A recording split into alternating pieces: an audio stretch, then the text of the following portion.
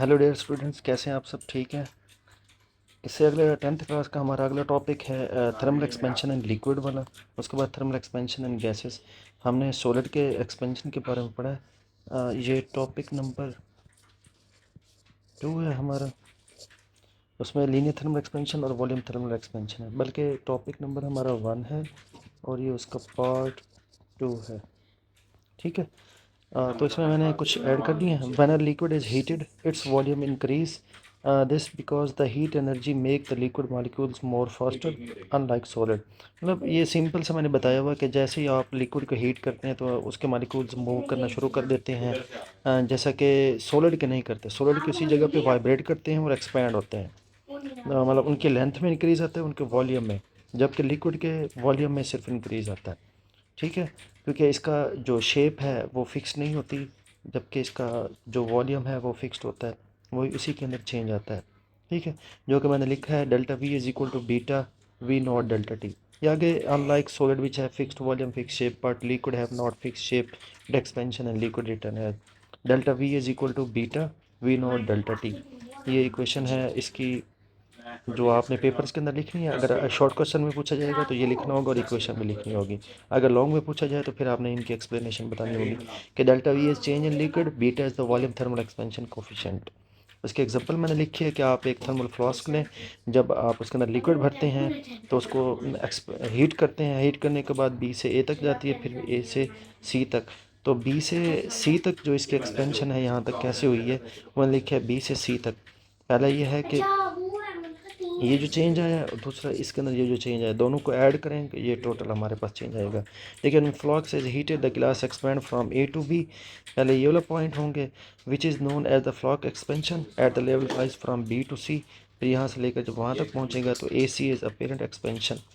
जो ज़ाहरी है वो ए से सी तक जो आपको नज़र आएगी।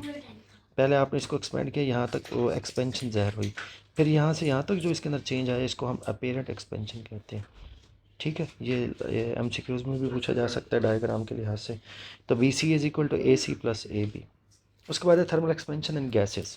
ये थोड़ा लेंथी भी है और थोड़ा इसके अंदर काफ़ी सारी डेली लाइफ की चीज़ें भी बताई गई हैं।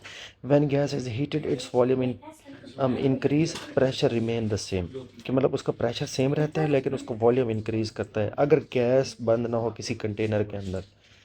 Temperature of gas increasing its kinetic energy of molecule increasing more random in all direction। आपको तो इसमें रैंडम मोशन होती है, जब भी आप इसको हीट देते हैं तो इसकी kinetic energy बढ़ जाती है।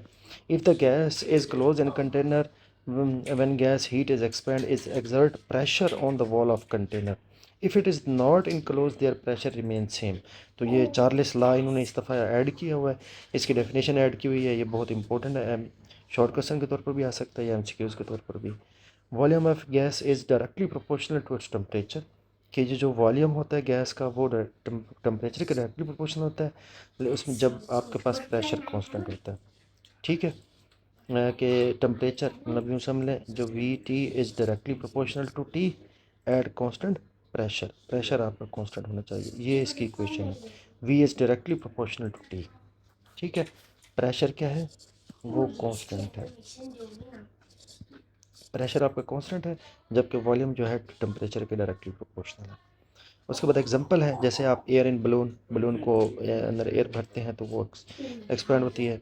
What is important rule of gas in daily life. Daily life के अंदर गैस के कौन कौन से रूल्स हैं। सबसे पहला है कि जब आप किसी बलून के अंदर एयर को फिल करते हैं तो वो जो बलून हॉट एयर फिल करते हैं, वो जो हॉट एयर होती है उसके अंदर एक्सपेंशन होती है, वो बाहर वाली एयर से लाइट होती है, जिसकी वजह से वो आपका जो बलून है वो ऊपर उड़ना शुरू कर देता है। Hot air balloon causing it's expand and become lighter than the outer air. बाहर वाली एयर से क्योंकि वो हल्की हो जाती है तो इसलिए वो राइज करना शुरू कर देते हैं। गाड़ियों के इंजन भी सेम ऐसे ही हैं। If a car engine fuel burn produce hot gases that expand quickly pushing the piston. के पिस्टन को पुश करने के लिए जो कोई चीज़ है बहुत ज़्यादा तेज़ी से गैस एक्सपैंड करती है, जिसकी वजह से वो पिस्टन पुश करता है, आपकी गाड़ी मूव करती है। उसके बाद है warm air expand and rise different affecting air pressure and causing the wind and weather is change. जब क्या हवा, जैसे गर्मी बहुत ज़्यादा बढ़ जाती है, जैसे वह गर्मी के मौसम में हवस होती है, तो इसका मतलब यह क्लाइमेट आपका चेंज होने वाला है, जिसकी वजह से मौसम के अंदर चेंज आता है। उसके बाद है consequences thermal expansion real life, कि रोज़मर्रा ज़िंदगी में इसका कैसे हम इन चीज़ों को देखते हैं कि थर्मल एक्सपेंशन कैसे हमारी रोज़ ज़िंदगी में इफ़ेक्ट करती है। ठीक है, ये थर्मल एक्सपेंशन है कि थर्मल एक्सपेंशन हमारी रोज़मर्रा ज़िंदगी में क्या किरदार अदा कर रही है। ठीक है, सबसे पहले थर्मोमीटर होता है, जिससे हम in a thermometer thermal expansion is narrow tube help in increasing the temperature, कि थर्मामीटर के अंदर जो इंक्रीज़ आ रहा है इसका मतलब ये है कि उसके अंदर भी थर्मल एक्सपेंशन हो रही है। जैसे आप फेवर चेक करते हैं तो उसके अंदर वो मरकरी मूव करता है .90 से अबव या 96 101 पे है, आपका टेम्परेचर 102 पे है। इसका मतलब ये है कि जो उसके अंदर राइज़ हुआ है उसका अंदर थर्मल एक्सपेंशन हुआ है। उसके बाद ये इंपॉर्टेंट है, शॉर्ट क्वेश्चन के लिहाज से बहुत इंपॉर्टेंट है, gaps and railway track, what is the sun kinks, ये बहुत इंपॉर्टेंट लिखा हो शॉर्ट क्वेश्चन, इसको लिख देता हूँ, इम्पोर्टेंट है शॉर्ट क्वेश्चन के लिहाज से। उसके बाद steel track of railway expand on hot days, गर्मियों के अंदर आपकी जो स्टील है जो उसके पटड़ी बनी होती है रेलवे की वो एक्सपैंड करती है। दी ट्रैक बेंड और twist a called the sun kink, तो वो बेंड करती है और या उसका चेंज हो जाता है जिसको हम सन किंग्स कहते हैं। अब इसे बचा कैसे जा सकता है, small gaps are left between the railway tracks, उसके दरमियान जोड़ रखे जाते हैं, थोड़ा सा गैप रखा जाता है ताकि गर्मियों के अंदर फैलने से ये गैप पूरा हो जाए और पट्टी जो है वो बेंड ना करे और जो आपके पास गाड़ी है वो गिर ना जाए। ब्रिज के अंदर भी सेम ऐसे हैं, अगर आप फ्लाई ओवर पे जा रहे हैं किसी पे देखें तो दरमियान में आपको गैप नज़र आते हैं, वो भी गैप इसलिए रखे जाते हैं ताकि गर्मियों के अंदर फैलने से वो गैप पूरे हो जाए। Bridge have small gaps called the expansion joints that allow them to expand, इनको एक्सपेंशन जॉइंट कहते हैं जो दरमियान में लगे होते हैं।